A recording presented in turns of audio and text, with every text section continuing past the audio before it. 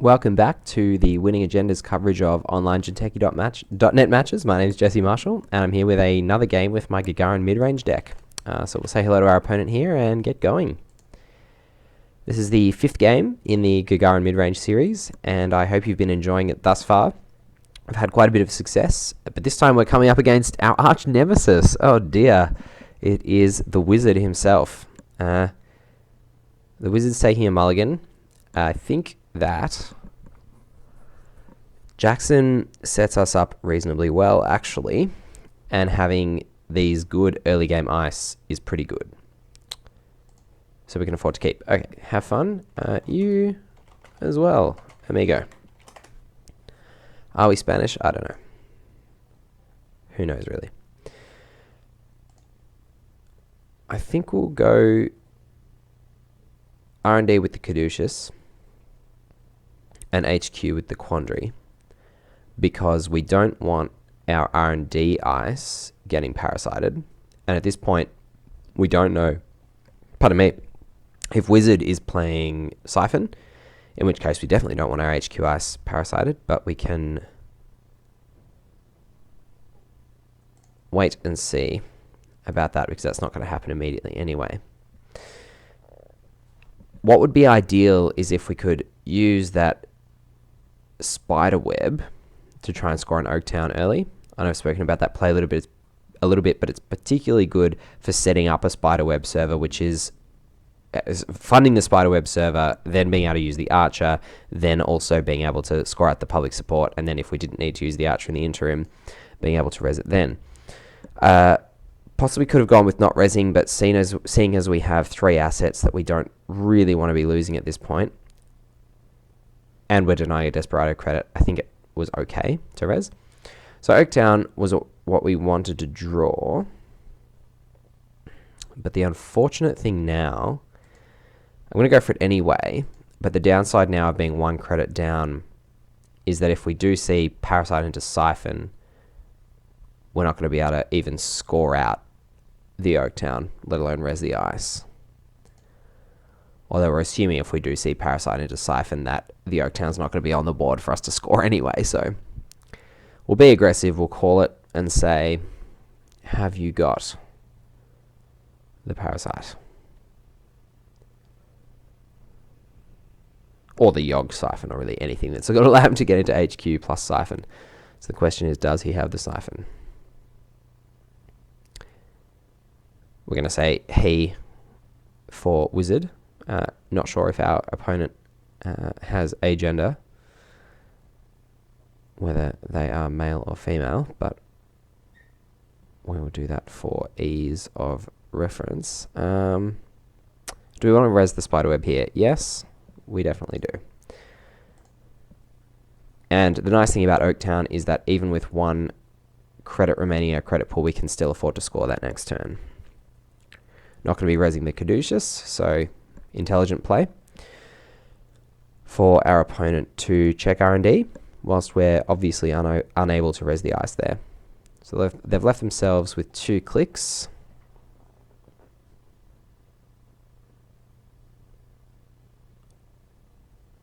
Okay, so we could have still seen a Corroder and a break there, but fortunately for us, we didn't.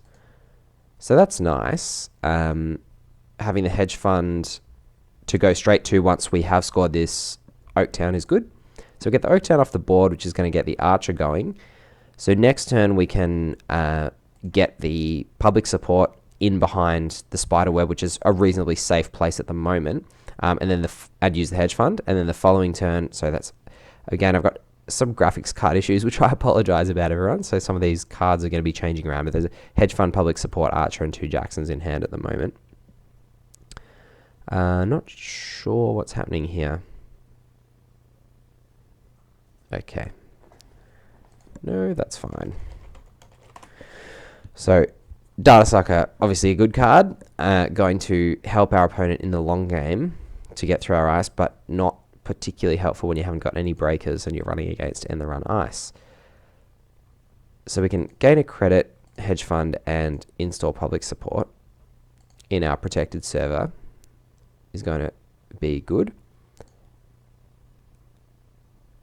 Now, our opponent's going to have to be able to break through the spider web as well as pay to trash the public support, which doesn't look like it's going to happen this turn.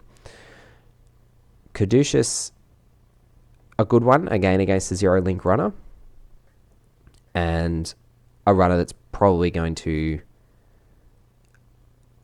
have some difficulty breaking it, with the exception of Mimic.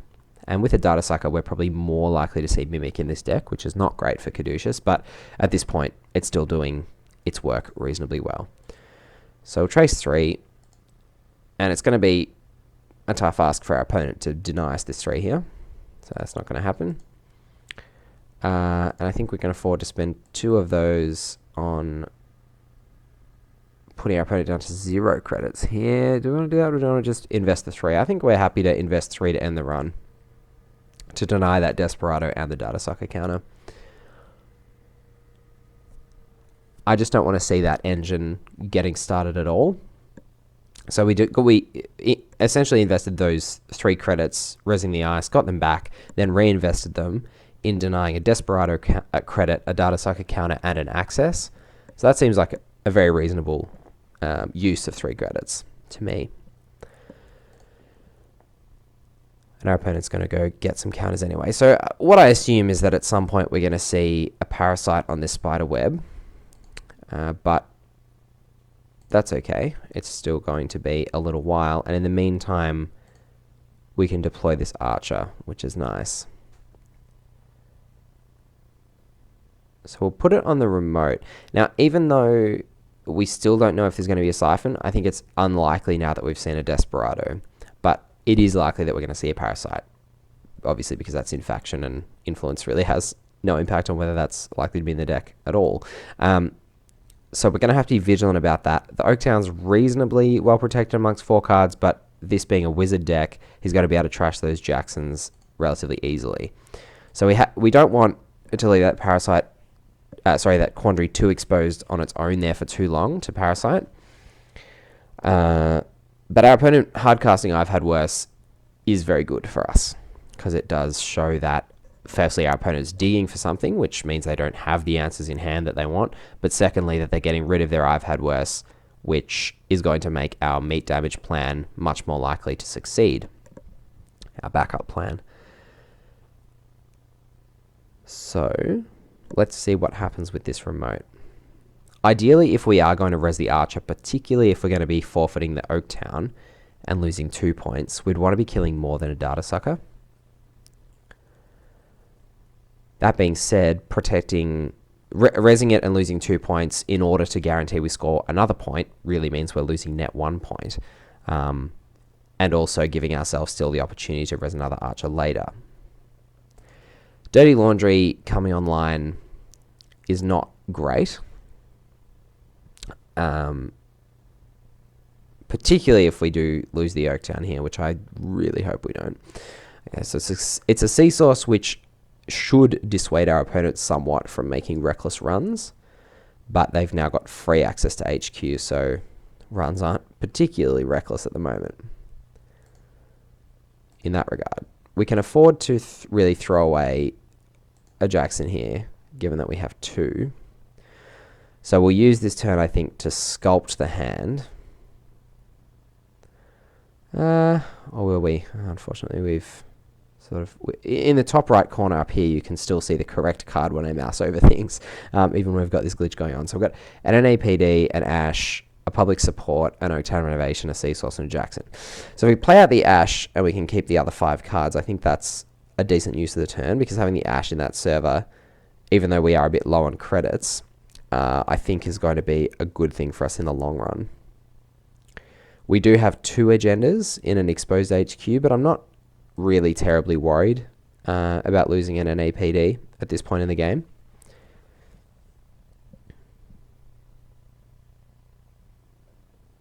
Losing the Oaktown would be a bit more of a bummer.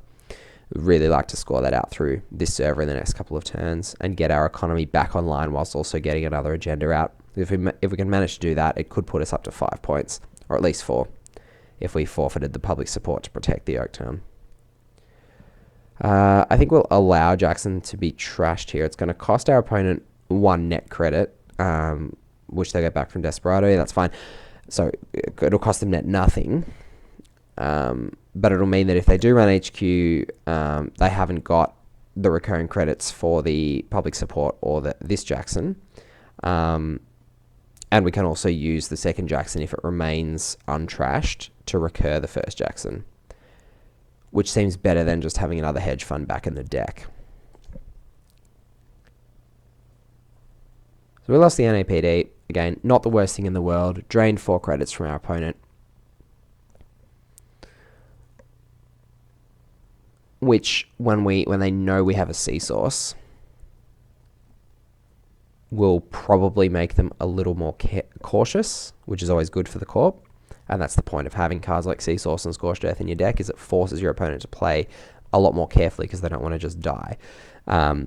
But in doing so, they can often expose themselves to just dying from your agenda points. So you've got to have this credible threat of agenda points as well, which is what we're hoping to try and develop here. We really don't want to see a David. But the great thing about Oaktown there, that's demonstrated, it's again the power of this card, is that it's put us up to a point where we can res the Archer and res the Ash and still have an extra credit to add into that Ash trace, even if we do see a David and a Breaker for the Spiderweb this turn. Which has pretty much guaranteed us an Oaktown score, unless we do see that cheeky siphon. Perhaps there's only one Desperado. Who knows? Okay, so it's a Wild Cakes engine, which is getting online. Now, the good thing about this deck also is, remember, we're playing Corporate Town, so we do have that option as well. I think at this point, our hand is sort of blank. Like, our opponent can get rid of the Jackson. Yeah, that's a bit of a bummer. But getting ourselves up to 6 points is going to really turn the screws, because that means we can afford to forfeit the public support to Archer, the first public support to Archer, and still be only 1-2 pointer away from winning. And given that our R&D is still not particularly exposed to an opponent with only 3 credits and no Sentry Breaker, we can rely, despite having an exposed HQ, on drawing the agendas and putting them straight into this much more secure scoring server over the next couple of turns.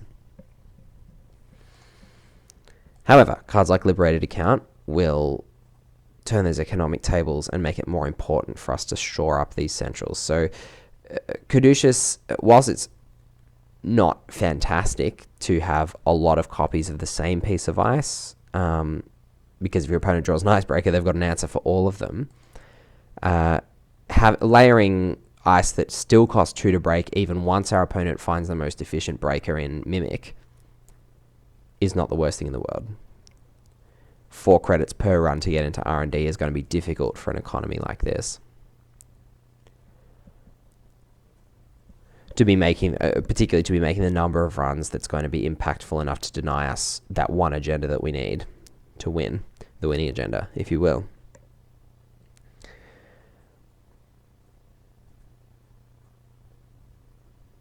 So the opponent is tanking a little bit here. Just really looking for that breaker, I would assume, to try and put some pressure on our scoring server.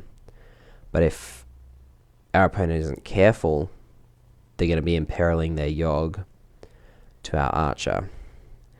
And we'd assume that they have some understanding of that danger, which might be why we haven't seen any runs there. So they're really focusing on R&D to try and deny us that winning agenda. However, Caduceus is a good one.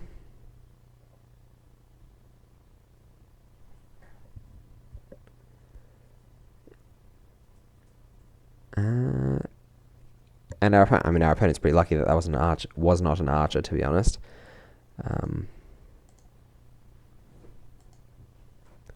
Otherwise, they would be in a little bit of trouble.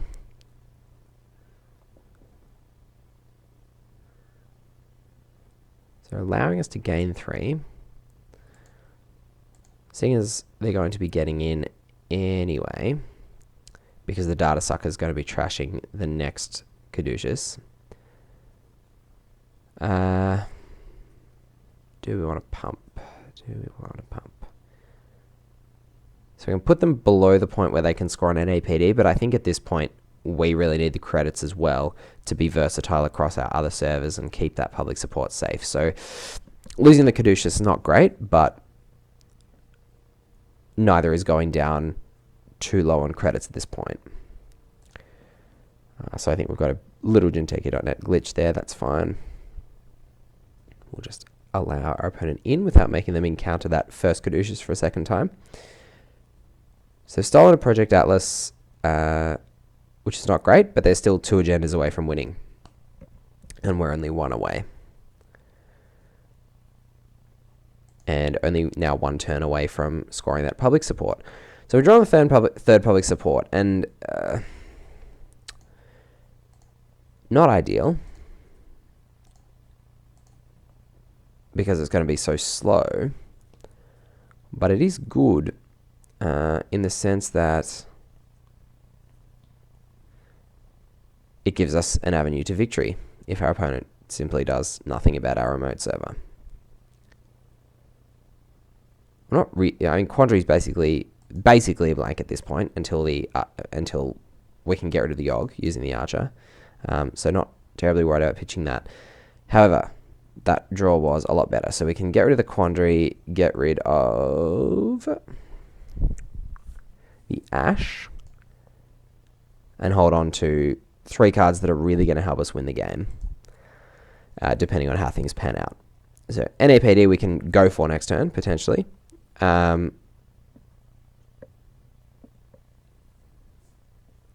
Depending on what happens. I mean, we don't want to see this data sucker go up to 3 counters and then Mimic be live on Archer. But I don't now think that's going to happen, because we're going to be able to fire this Archer, which is nice. But now also that's some more information for us. It means public support's not going to be a win. So we're going to, I think, go on to the NAPD plan, because having another public support might not be what we want, at least first. I think scoring the agenda is going to be more important during this window. So we're going to, we'll trash the Parasite and the Yogg.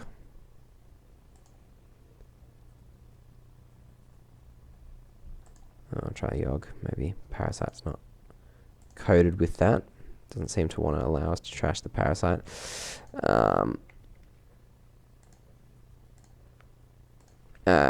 Trash Parasite, please. Oh, please.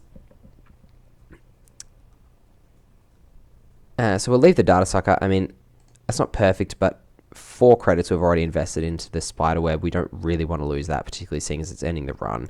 And it means that David isn't going to be getting our opponent straight into the server. I know that I already jacked out there. I just want to get rid of that menu.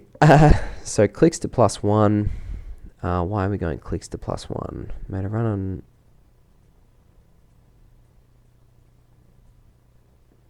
Alright, okay, I'm not really sure.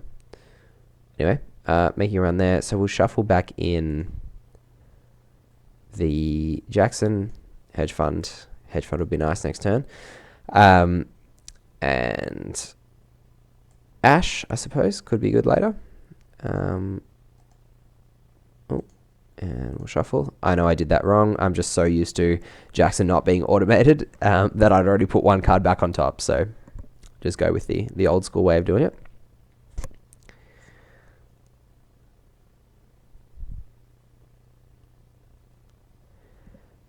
Okay, so we've got NAPD, Archer, Public Support, Scorched, and Seasource. So if we can regain the economic supremacy again, we can still do that. We can still win that way, but I think it's more likely we're going to win through scoring out through this scoring remote that's looking quite secure. So we had a clone chip, a Katie Jones, and the run. Okay. Public support is now off the board. Quandary is now a hard in the run. So we can rely on our hand being safe. We could go with a quandary over R&D just to stop ourselves from losing that way. But given that there is a clone chip which can fetch a parasite, I don't think that extra couple of credits is really going to be worth as much as us threatening to just flat out win. Because basically at this point, if there's not an agenda on top of our deck or a trashable card, our opponent's going to have a really hard time winning.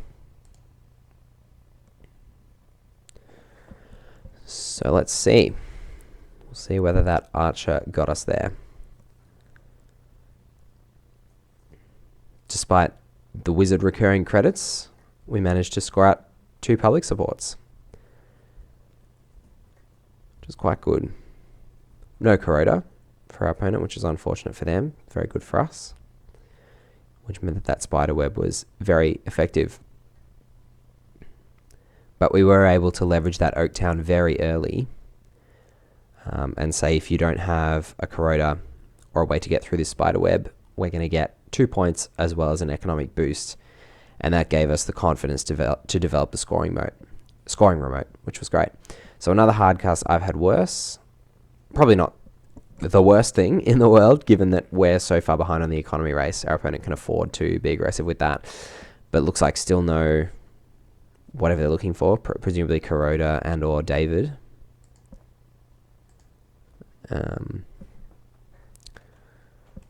No Corroder.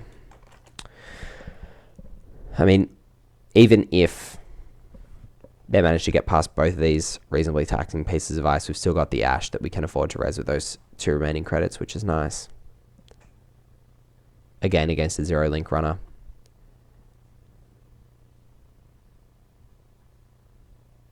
Yeah, that's true. But most answers for Archer don't help heaps against Spiderweb.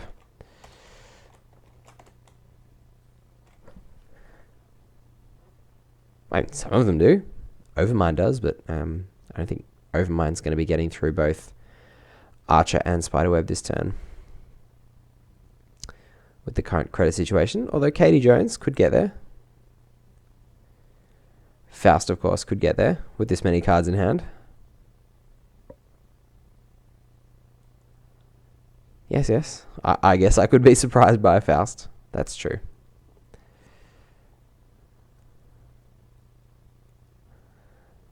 How many cards would that be? We did this last game, didn't we? 2 to pump, 3 to break, and 3 cards to break there.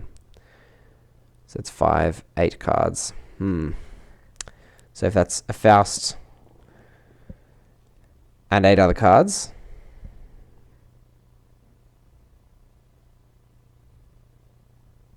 then our scoring remote could be being breached here, which would be unfortunate. However, if that's the case, I don't think...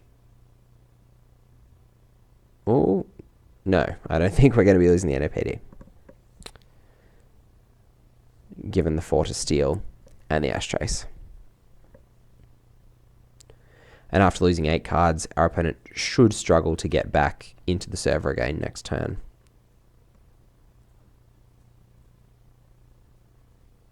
Okay. So Faust and Corroder.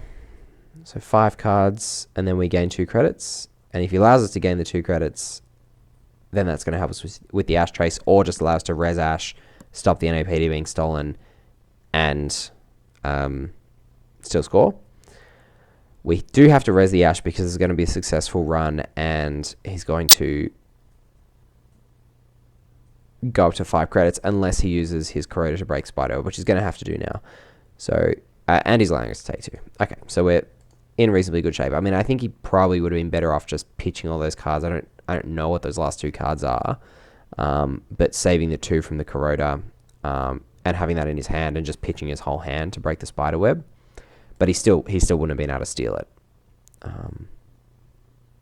at that point. So he's on 1. Yeah, we can afford for him to get in, I think. But yeah, I mean, let's just res the Ash. There's no downside to that right now.